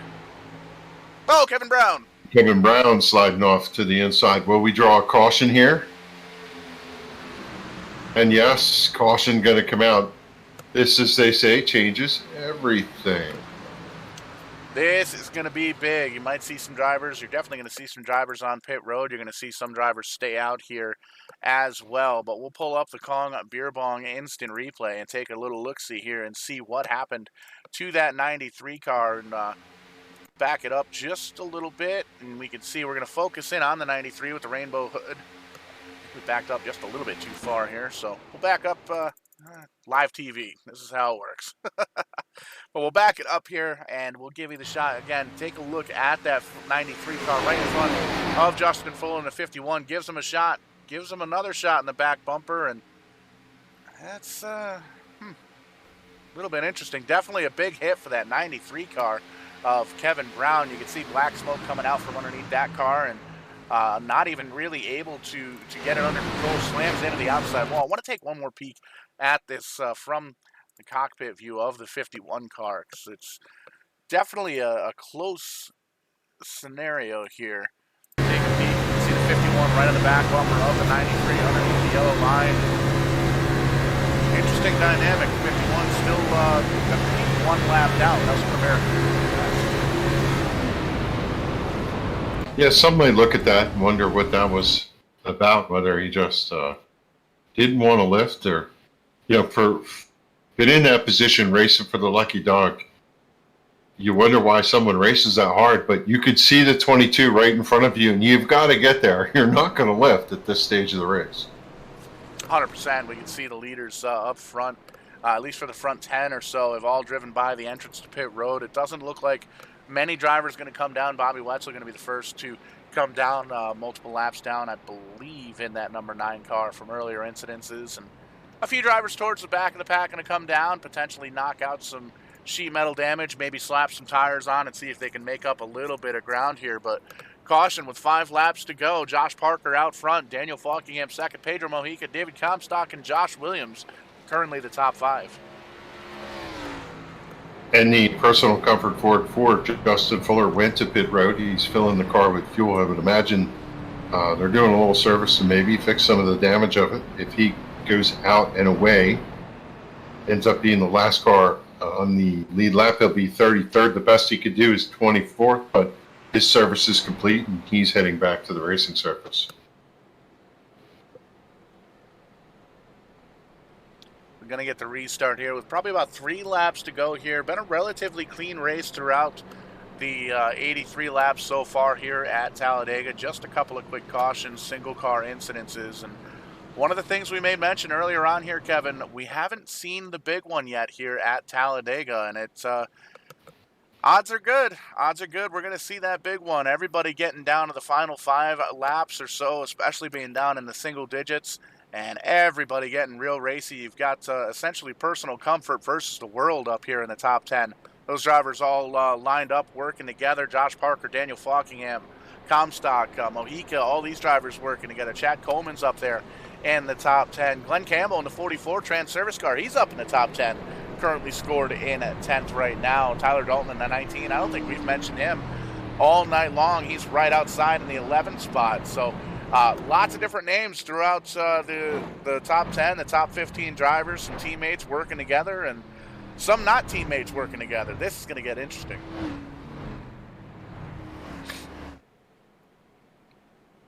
So it's deep breath time. Just a deep breath, have to settle down. You're going to watch what happens here. And, this is the cool part of this type of plate racing, where you come in and you just have absolutely no idea how this is going to finish. We're going to be within 5 to go here as the lights are going to go off on the pace car. Parker, he's looking for win number 3. Falkingham, he's looking for win number 8 on the season. And certainly a couple of those drivers right behind him, he has to want to win to advance to the next round. So, yeah, it's going to be, take the gloves off. It's going to be a white knuckle brawl all the way to the finish here. Trey Edson in the number 5 car gets the free pass, the 24th position car, the last car on the lead lap. Kevin, that tells me there's 24 drivers that can come home with the win here. If we don't get another caution, we get another free pass car, that adds one more to the mix. But this is going to be big because Josh Parker's elected to take that outside line and giving the bottom to Daniel Falkingham in the 39. And you can see everybody lined up, the personal comfort cars starting in row number 3. They've got both high and low line there, so it's going to be interesting to see when these drivers get single file and who they're going to end up in front of and behind. And you might see some kind of forced friendships here up in the front 6 or 7 cars. Yeah, and the other thing that we have not talked about is you look at someone like Brian Macklin. He's in 7th position right now. It brought all those drivers back into the mix. Chad Coleman back in with the tap-out tuning number 38. So those drivers were begging for a caution. They got it. Now let's see if they can make something of this opportunity. And we mentioned it briefly that all those cars in the second pack there that were led by Chad Coleman, they were starting to make up some ground. Chad Coleman in the 38, Byron Daly in the 33, and everybody in behind. They made up about 2 or 3 seconds in a matter of a couple of laps by working together, by pushing each other and lining up bumper to bumper. So we'll see if those guys can get hooked up once again. They've got just a little bit more experience recently working together than some of the drivers up towards the front. So it's going to be... I keep saying it's going to be interesting. Man, oh man, 5 laps to go, 24 cars on the lead lap. Personal comfort up with 5 or 6 cars in that top 12. And Josh Parker, like you made mention, hunting down win number 3 on the season. Daniel Falkingham hunting down win number 8. And that is your front row with a restart. 5 laps to go here at Talladega in the Transervice Cup Series. To the 43 of Doug Roth, we saw him fight to stay on the lead lap, currently running in 17th. And yes, it is possible that he or Joey Jatina or some of these guys could get a victory. Not a great start for the 39, but they head off to turn 1 as they go off through the gears. This will be interesting to see how they blend together to the front stretch. Yeah, hard to tell what happened there with the 39 car. It wasn't quite ready to take the green flag. Didn't seem like it was a tire spin. May very well have been some kind of mechanical hiccup there with the 39 car, but you can see that gets everybody single file pretty quickly. Josh Parker with the restart that he needed to hold on to that lead, and you can already see these drivers getting antsy. They're pushing drivers that they normally wouldn't push, and they're pushing 3, 4, 6, 7, 8 cars back. Brian Macklin gets stuck on the outside line. He ducks back in, a little bit of damage behind the 95 car on the back bumper there, but it doesn't seem to be affecting him. Coming to the line with 3 laps to go, Talladega, and you can see this is going to get hot. I can only imagine what the heart rate is like for the Comstock number 13. He's sitting there in second looking at a victory, looking to make sure he can nail down those points. Got around the 39 of Falkingham. He's probably kicking himself and wants to make up for it as they go to the back straightaway. Everybody's thinking, what's the strategy? And there you can see great big conveyor belt of race cars all the way around this racetrack. Richard Beasley going to peek out, see what the waters look like coming on turn number 3. Doug Roth, he's going to peek out just a little bit, let everybody in front of him know that he's comfortable with the high side. But once they get up there, they make up a little bit of ground. They're still going to have to get around that 23 car, and that is going to be a tall order here at Talladega in the SIM500 Transervice Cup Series. Popsicle sticks in the air. Barney on the flag stand says 2 to go for Josh Parker in the 23. If I had to make a guess of who was going to jump out, I would have called the 81, and he did jump out. He's got the 95 of Williams going with him. Right down on the door of Pedro Mojica, trying to do a little side draft. He's going to come out of turn number 2, drive off. What a run they have. They're going to draw up to the 39. Side draft for... Wow. That car was completely sideways in the straightaway, and you could put Gilliland to third. Gilliland to third with the personal comfort car still stacked up on the outside line. That 13 car of David Comstock all over that back bumper of Josh Parker. Coming to the white flag, coming to the front straightaway, the start-finish line all the way down, almost into turn number 2, but white flag going to fly. This race is official next time by Josh Parker leading David Comstock right in behind him, and 2 by 2 throughout the rest of the field, throughout the rest of the top 10 rather. Coming to the final lap, this is the final lap, coming out of turn number 2. Josh Parker out front, and a slew of race cars in behind him. On the back straightaway, it's the 23 of Josh Parker, mirror drive, and he's got to put the block on. Here comes the 81 to the bottom of Comstock. Comstock jumped to the outside, the 81 pounding on the back bumper of your leader. Daniel Falkingham comes back into the mix for Comstock. He's got to be careful to the outside. He's got Josh Williams pushing, and come out of turn number 4. It is Adam Gilliland with momentum. Adam Gilliland has the momentum, but still Josh Parker out front, holding onto that bottom side. He's going to have to force that Adam Gilliland car to go around the outside. Not going to happen. Josh Parker wins at Talladega. Adam Gilliland second. David Comstock comes home in 4th, I believe. We'll wait for timing and scoring to get updated, but a good clean finish here for these drivers at Talladega here in the SIM500 Transervice Cup Series. Man, I just did not know how Gilliland was going to get past the 23 of Parker. Did everything he could. If he'd have jumped out, they'd have probably driven by him. He had to settle for second, and Josh Parker drove a spectacular race to get the win here tonight. Bud Light flowing down in victory lane for sure, and you can see Daniel Falkingham pulling off the racetrack, giving the stage to that 23 car. He's going to burn those tires down for sure, because he can go into the road course at Charlotte next week and know that he is going to be safe. He's going to move on to the next round, the round of 8, and still try and hold on to that championship. But a great run there for Josh Parker. He's going to burn him down there towards turn 1. Adam Gilliland comes home second. Daniel Falkingham comes home in third. We'll talk to those drivers momentarily. David Comstock slips back to 4th. Brian Macklin, a good solid run. Won Daytona very early on, the first race of the season. He's going to come home 5th. Josh Williams 6th. Pedro Mojica, E.J. O'Rourke, Chad Coleman, and Glenn Campbell rounding out the top 10. Look at these drivers who were in the top 12. Parker, Gilliland, Falkingham, Comstock, Macklin, Williams. They did the job. They got in that top 6 run. Chad Coleman hung on. He did okay. Got a top 10 finish. Tommy Ryan salvaged a reasonable night. Didn't get damaged in 11th. The guys that are in trouble. Trey Edson, 20th place finish. Not a good run for him. Jose Gonzalez and Justin Fuller, 27th and 28th respectively. Kevin King, 33rd. Good thing for Kevin. He had enough of a cushion, but he's going to be down at the cut line and has to be careful next week. This is really, Paul, going to tighten the battle up for next run going into Charlotte. And one of the drivers that doesn't have to worry about it one bit next week is tonight's winner, Josh Parker, number 23 car, already on his 3rd Bud Light after that victory. Josh, great run here tonight at Talladega. I appreciate it. Michelob Ultra, by the way. I appreciate it. It's definitely all luck. This package kind of sucks the way we had to race, but got 2 for 2 last 2 super speedways though. 2 super speedway wins, and came down to, well, it didn't really come down to fuel strategy, but it kind of lined up the teams and unteams, as it were. The personal comfort car is very strong, but you were able to hook up with some of your teammates, and a couple of drivers we noticed that don't usually work together here on super speedways. Just kind of came down to it in the high-speed chess match. Walk us through that last couple of the last couple of laps here of the race. We saw everybody pretty much lined up, little conveyor belt action coming up to 5 to go or so. But with that caution, Falkingham slipping just a little bit on the restart. What was going through your mind? I knew David had to win.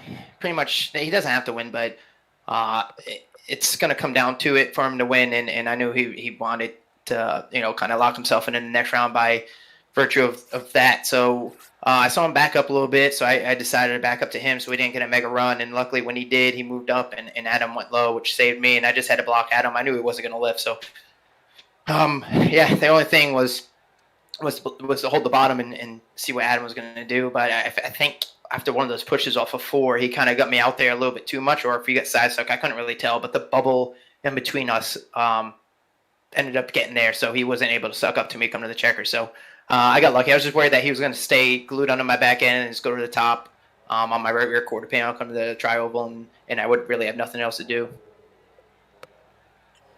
Well, it came down to it, and everything ended up as it should have. The 23 car in victory lane. Want to give you an opportunity here, Josh, to give your shout-outs. Anybody on the car, in the car, around the car, works on the car. Floor's all yours. Yeah, give a shout-out to you guys for doing the broadcast. You guys are awesome. Everyone over at SIM500, Joey. Everyone put this race on. My spotter, Adam Folan, crew chief, hooked me up. We got, like I said, back-to-back super speedway wins. So locked in on the round of 8. Interstate Batteries, Joe Gibbs Racing, everyone at Team Name, Chad Coleman, Falkenham, Comstock, all those guys. So I think that's it.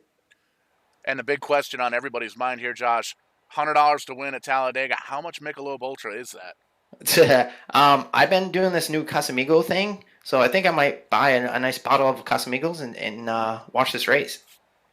100%. It's a good one to watch for sure. Congratulations, man. Great win here at Talladega.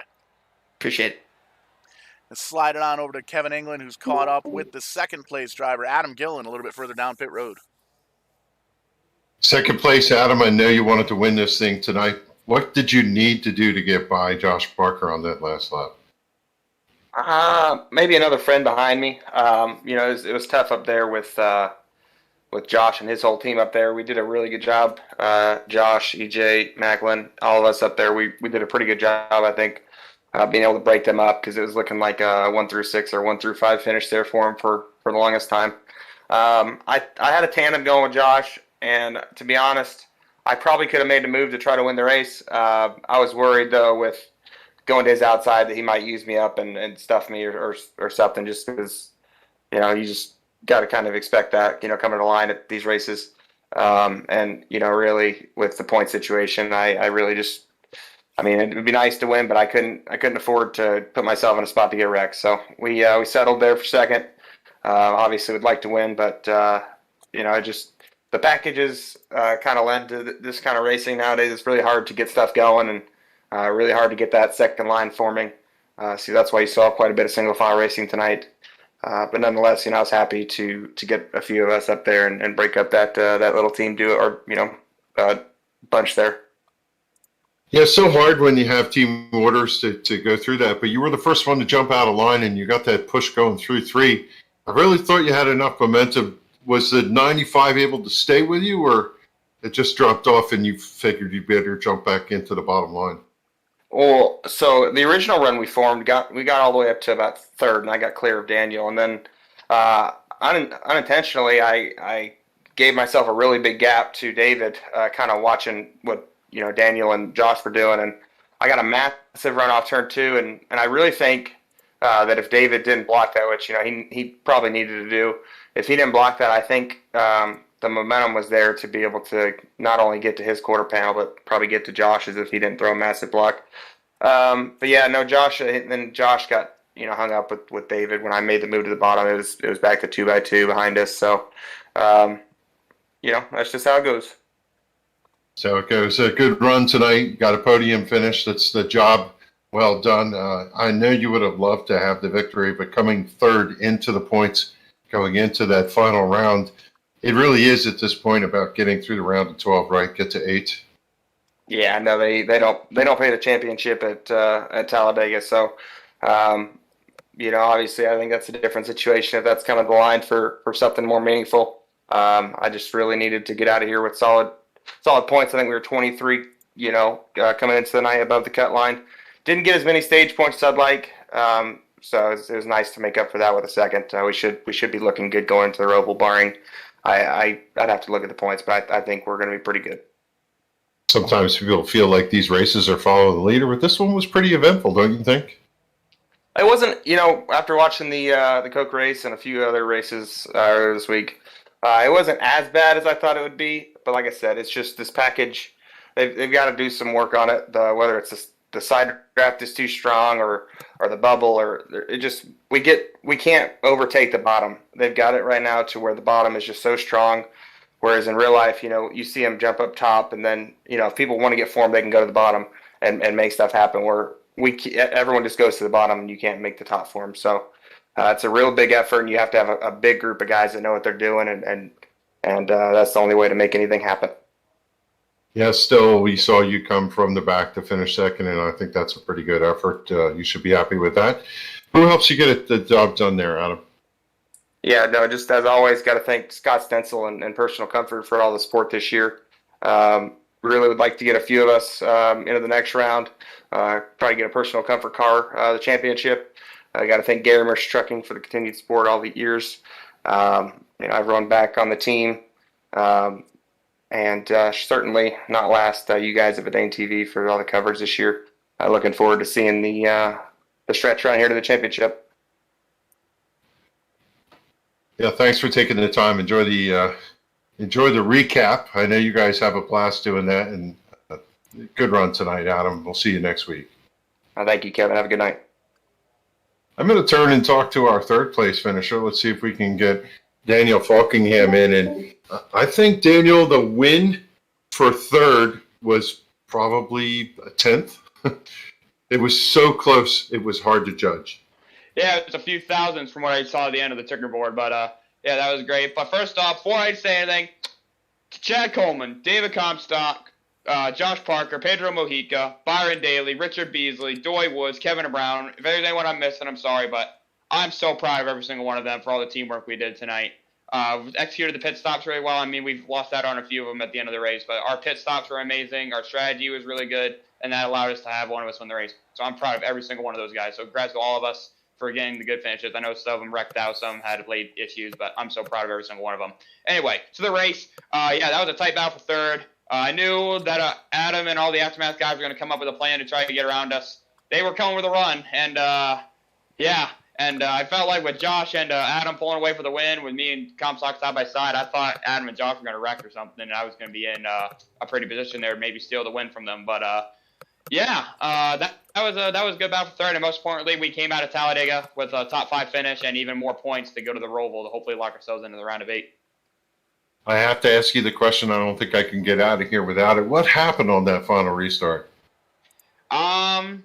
Yeah, that was partially me spinning the tires and me looking out my right window to Josh, because I was trying to see when he was going to go, and I only have one monitor, so I don't have like the 3 screens and stuff. So I was using my look right button, and I was looking there so much I forgot I was looking straight, and I just drove onto the apron. So yeah, but thankfully we recovered it, so it's all good.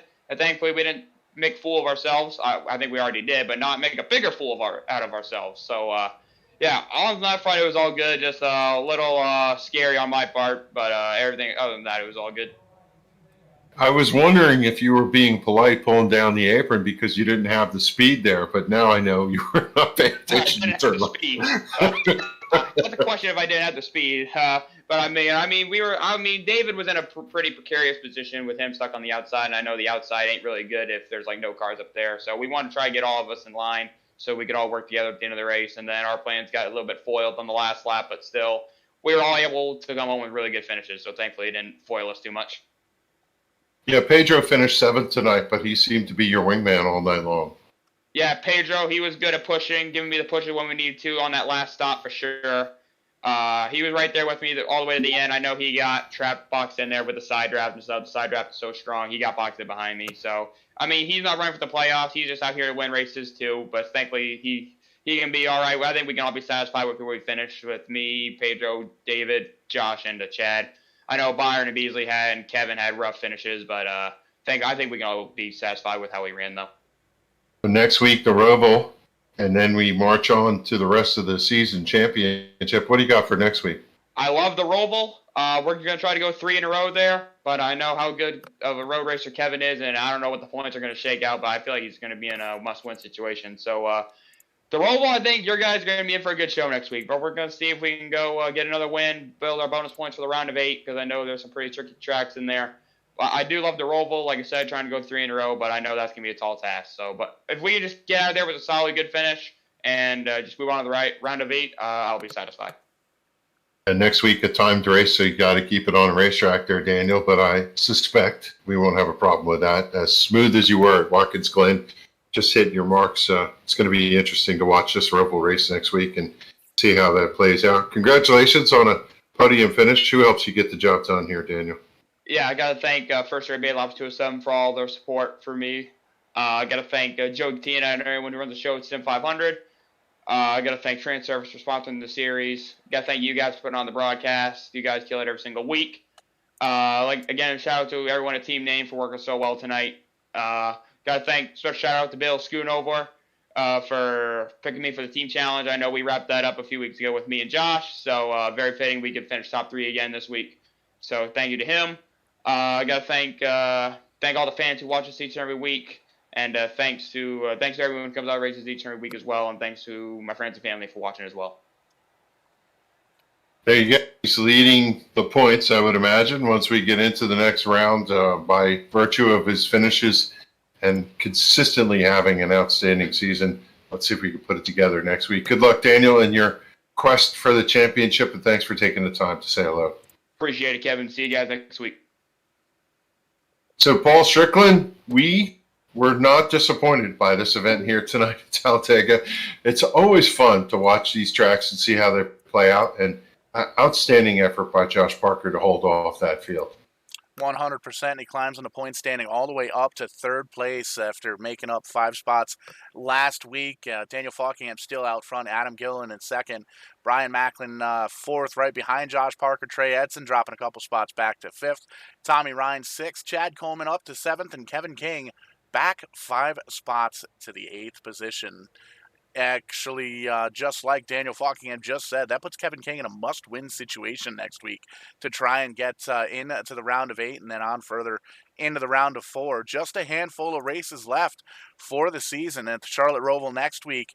The round of 8 consists of Texas, Kansas, and Martinsville, and then the championship race on November 8th here at Atlanta Motor Speedway for 150 laps for these drivers, and that is going to be exciting. Going to be an exciting run to the end of the season, an exciting end to a championship run for one of these drivers here in the Transervice Cup Series by SIM500, and a great race here tonight at Talladega. Very, very clean, only a couple of single car incidences, and we avoided the big one, which is big news and a big accomplishment in both the real racing and a sim racing world. Taking a peek at the final or at the weekly schedule tomorrow night. Forgot to update the graphic, but NEPS is back. The New England, Pennsylvania iRacing Group's Shift Marketing and Design Grand National Series kicking off at Daytona, going live at 8 o'clock p.m. Eastern Time tomorrow for a little preseason festivities, and going to see who's going to come home with the win at Daytona and see if they can mount some speed and some momentum to see if they can get around Johnny Two Belts, 2-time reigning and defending champion John Peters in that 51 car, potentially running the 09 car this season. But going to be great to see those guys race tomorrow night. They come back Wednesday night. Little doubleheader action with Tim Corner Motorsports bringing us Tim's Corner Live. The Loose Slugs Cup Series right after that. Multi-League is racing this week is on Thursday as well. Lots of racing action here coming up in the fall and winter months. Things are going to start getting cool at the racetrack, but they're starting to heat up here on Verdane TV.